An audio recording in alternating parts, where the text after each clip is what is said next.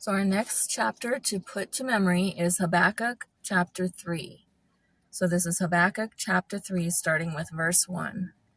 A prayer of Habakkuk, the prophet, set to victorious music. Yahweh, I have heard of your fame. I stand in awe of your deeds, Yahweh. Renew your work in the middle of the years. In the middle of the years, make it known. In wrath, you remember mercy. So I believe that Habakkuk is referring to the fact that it's no longer the beginning of time or the beginning of the world, and it was also not the end of the world at the time of his writing. So he's asking God to show himself and show his mighty power even then in the middle of time, not just as he did at the beginning of time and as he will do at the end of time. Habakkuk was calling for God to show his mighty power in the middle of time where Habakkuk found himself. Verse 3, God came from Teman, the Holy One from Mount Paran. Selah, and Selah means think about that. His glory covered the heavens, and his praise filled the earth. His splendor is like the sunrise. Rays shine from his hand, where his power is hidden. Plague went before him, and pestilence followed his feet. He stood, and he shook the earth. He looked, and made the nations tremble. The ancient mountains were crumbled. The age-old hills collapsed. His ways are eternal. I saw the tents of Cushan in affliction. The dwellings of the land of Midian trembled. Was Yahweh displeased with the rivers? Was your anger against the rivers, or your wrath against the sea, that you rode on your horses, on your chariots of salvation? You uncovered your bow. You called for your sworn arrows. Selah. You split the earth with rivers. The mountains saw you and were afraid. The storm of waters passed by. The deep roared and lifted its hands on high. So Habakkuk is referring back to the flood of Noah's day and how the water flooded the earth and crumbled the mountains, and the geysers shot out of the earth. So that's, we'll start with verse 8 again. Was Yahweh displeased with the rivers? Was your anger against the rivers, or your wrath against the sea, that you rode on your horses, on your chariots of salvation? You uncovered your bow, you called for your sworn arrows? Selah. You split the earth with rivers. The mountains saw you and were afraid. The storm of waters passed by. The deep roared and lifted up its hands on high. That's a picture of the geysers shooting out of the earth. Verse 11. The sun and moon stood still in the sky, at the light of your arrows as they went, at the shining of your glittering spear. And I believe this is referring to lightning. But even this may mean atmospheric lightning, even beyond directly around Earth, even out in outer space is what this sounds like. I could be wrong, but that's what it makes me think of.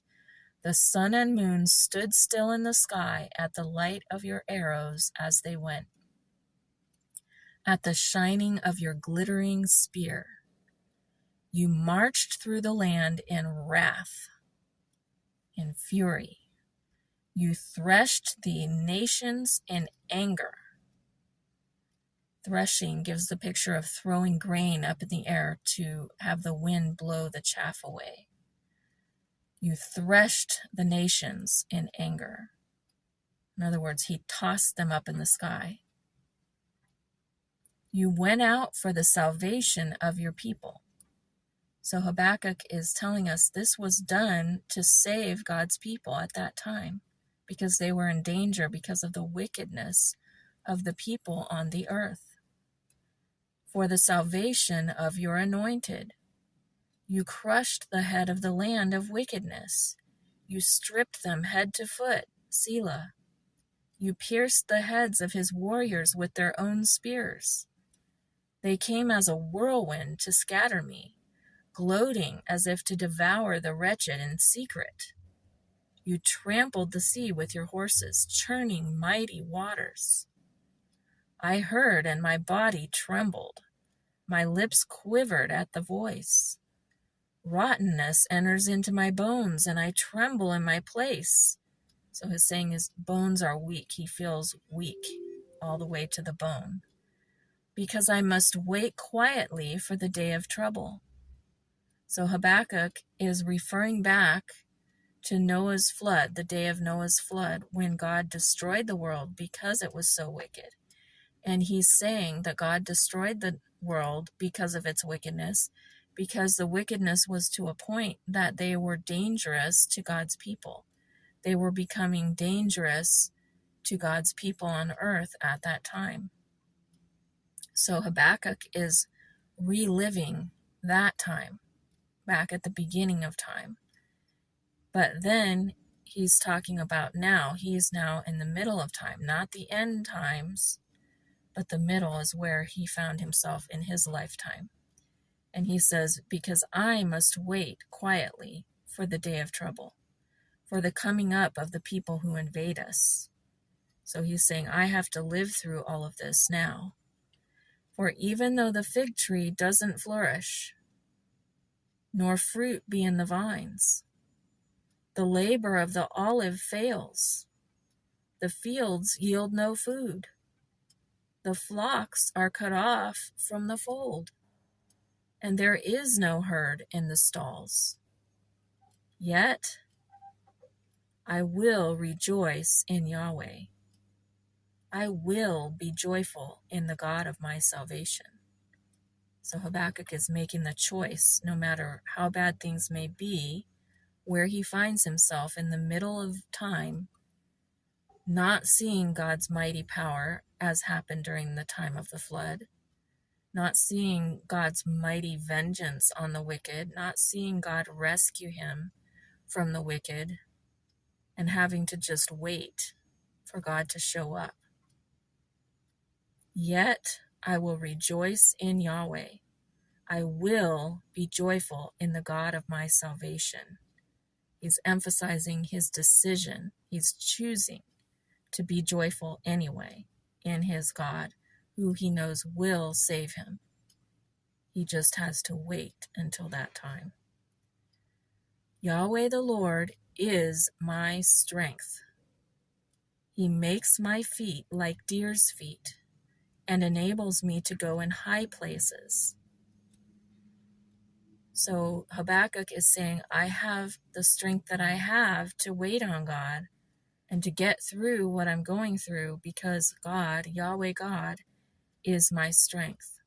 And he's the one giving me the strength to go on the high places. Habakkuk is admitting that he's not strong. His bones feel weak, he's shaky, but God is making his feet like deer's feet and enabling him to go in high places. And then the chapter ends with, for the music director on my stringed instruments. So Habakkuk evidently had multiple stringed instruments. And he wrote this as a victorious song, even in the midst of going through very hard times.